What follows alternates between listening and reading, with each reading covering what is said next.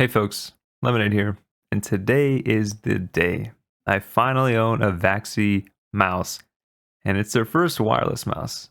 Did they do enough for $120? Oh yeah, they did. But let's get into it right after this.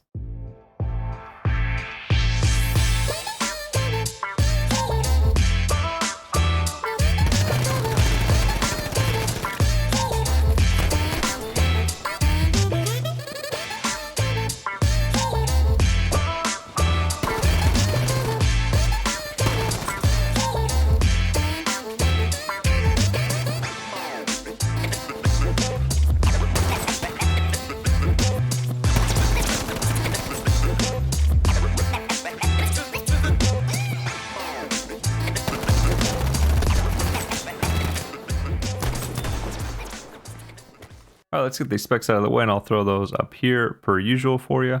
So I wanted to start off by letting everyone know that I put a good 3+ weeks into testing this mouse for a few reasons. Usually I'll spend about a week or two max. So first off, Vaxee really fine-tuned the sensor with various different options to customize, so I wanted to feel them all out to spot any differences if there were any. And then there's the weight. It's definitely one of the heaviest mice I've used recently, and I didn't want my opinion to skew over the weight. I wanted to see if I can get used to this type of weight again, especially after coming off the Finalmouse review. Again, I use fingertip grip, so I'm a bit more susceptible to weight than maybe other grip styles like claw or palm. All right, I'm gonna knock out the packaging real quick because that's it. It's the most plain unboxing I've ever experienced. Vaxee really is a no-frills company and all about the mouse. I can respect it.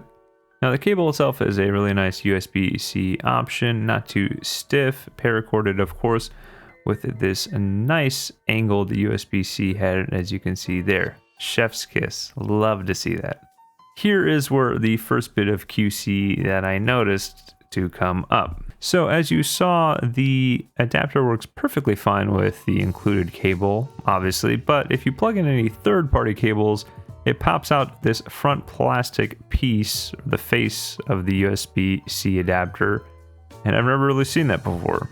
Take a look. And there we go. It's now just off.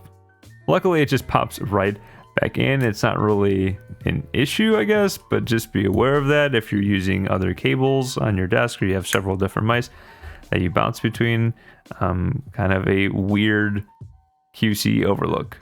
Okay, so now on to the mouse. First off, I gotta commend Vaxee in not only releasing their first ever wireless mouse, but in 4 unique colors besides obviously the standard stock black or white options. I mean, come on, this yellow is just fire and super rare, honestly, in gaming mice, but I'm also a bit biased. But now we run into another small QC problem. The color isn't actually uniform everywhere, specifically around the USB port here. You can actually see the white undercolor showing itself where the paint wasn't applied. And then also under mouse 1 and 2, it's a touch faded in color. Harder to see on camera, easier to see in person. You can probably notice it right there. Now, listen, I know you will literally never see this when you're actually using it or just having it on your desk, but it's also the first mouse I've ever run into with a paint job problem, and it's $120, so I gotta be fair and call it out. Also, so people are aware who are watching the video, I asked several other reviewers who picked up one of the various different colors that launched, and they all reported the same thing on their copies of having both buttons in the USB-C area not colored properly. Hopefully Vaxee can tighten that up in the next few batches. So what about the coating? Okay, this one is a banger. This is the first mouse out of all the ones I've tested that really nails the coating out of the box. You really do not need grip tape for this. It's similar to what you will find on endgame gear products, and review coming soon of this. So while it will work great, expect that your hand, sweat, and gunk will pile up more so than on other mice. It gets sticky and tacky as you kind of game on it more. Luckily on the colored ones and the white version, that's not something you're actually really going to see that much, or if at all. But on the black ones, they're going to be more prone to looking greasy and nasty, as you can see on endgame gears here, and I've also seen it on various Vaxee videos of the black copy. Anyway, it's easy enough to clean. You just kind of give it a quick wipe with a cloth every once in a while, and it's totally fine. Okay, so let's talk switches. Vaxee opted in for the beloved Huano switches, and that's great to see. The implementation is a bit different than what you may have experienced from the likes of Lamzu or Ninjutsu's recent Sora. Vaxee actually tensioned these on the extra bouncy side, as they have more pre-treble than others. The advantage of that is that they really do kind of spring back in a satisfying and light manner, making them very good for spam clicking, probably one of the best in recent memory. They also have near zero side play when pressed. Anyway, take a listen.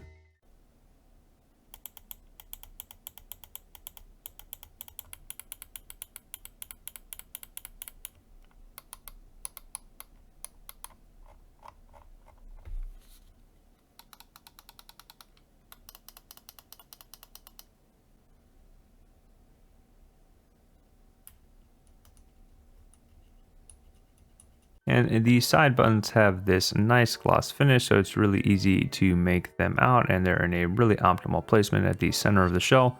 But the rear side button does have a bit more post travel than I like. It kind of does fall into the shell a bit at the middle point.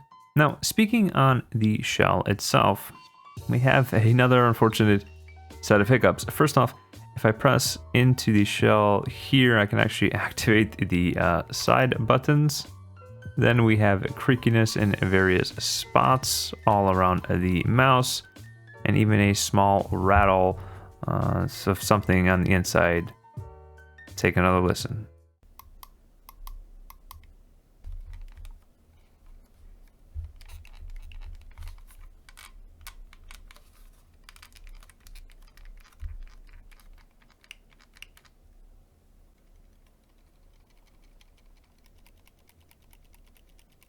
Okay, so I know some of you are going to say, Lemonade, you're being kind of harsh on this thing. And yeah, I am. For one reason that I listed at the start of the video, the weight at 76 grams, and Vaxee touting that they don't want to drop the weight because they have standards for their build quality and durability. I have to call them out here because some of the competition doesn't have these issues and weigh less. Take a look at my recent review here of the AIM mouse at 54 grams, and it even has Bluetooth and RGB. Spoiler alert, we even have the glorious Model 02 that also has just 0 issues and Bluetooth and RGB and weighs 68 grams. Review, of course, coming of this soon. Both of these are just in a better fit and finish than Vaxee's product. Okay, but I said it was good, right? So what gives? Well, I know.